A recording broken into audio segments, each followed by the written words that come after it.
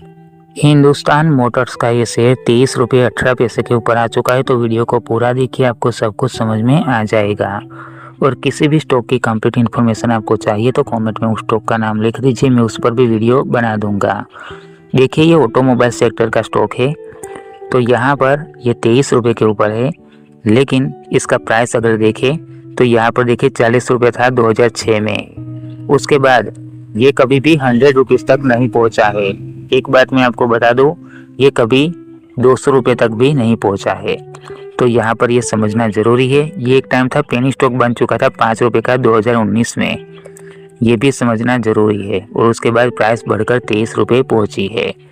लेकिन कभी कभी इसकी प्राइस बहुत तेज़ी से बढ़ती है और कम भी होती है, जैसे यहाँ पर ये वाला पॉइंट, इसको भी समझना ज़रूरी है।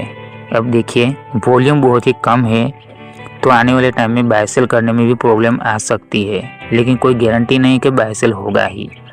लेकिन फंडामेंटल को देखें तो 484 करोड़ इसकी जो मार्केट कैप है, इसको देखें तो ये कंप्लीट ही है। पी रेशियो भी कंप्लीट, कंपनी के ऊपर डेप्थ नहीं है, ये भी कंप्लीट पॉइंट ही है इसका। उसके बाद ROE ये भी कंप्लीट है। EPS नेगेटिव है क्योंकि 56 पैसा ही है, और डिविडेंड यहाँ पर नहीं मिलेगा, और फेस वैल्यू 5 रुपये। तो देखा जाए तो फंडामेंटल कंप्लीट तो है। तो देखिए, इसका फाइनेंशियल को देखें तो देखिए यहाँ पर प्रॉफिट 5 लाख का प्रॉफिट 2023 में किया था। समझ सकते हैं, एक लिमिटेड कंपनी के लिए 5 लाख कुछ भी नहीं है, इतना तो कंपनी का खर्च ही आ जाएगा।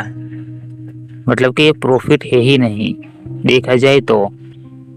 और रेवेन्यू की बात करें तो यहाँ पर 4 करोड़ का रेवेन्यू जनरेट किया था 2023 में, और 30 करोड़ का 2024 में। लेकिन प्रॉफिट की बात करें तो प्रॉफिट भी किया था 2024 में। उसका मतलब यही है कि थोड़ा सा फाइनेंशियल कंप्लीट है। लेकिन शेयर होल्डिंग पैटर्न को देखें तो यहाँ पर प्रमोटर्स की होल्डिंग 32% है और 2% DII की।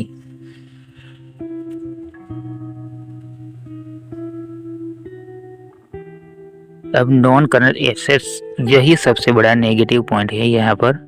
2020 में 21 करोड़, 2021 में 19 करोड़। उसके बाद धीरे धीरे देखिए कम ही हो रहा है। 2022 में 18, 2023 में 17 और 2024 में 12। अब 2025 में कितने होंगे वो कोई भी नहीं बता सकता। तो देखिए, नॉन करंट एसेट्स धीरे धीरे कम हो रहे हैं। इसका मतलब यही है कि कंपनी अपने नॉन करंट एसेट्स को बेच रही है।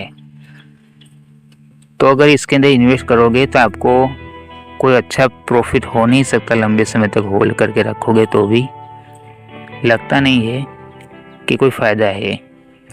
लेकिन इन्वेस्ट करना है तो कर सकते हैं, लेकिन इन्वेस्ट अपने रिस्क पर कीजिए। ये वीडियो एजुकेशन पर्पस के लिए है। जो सही इन्फॉर्मेशन थी वो मैंने आपको बताई है।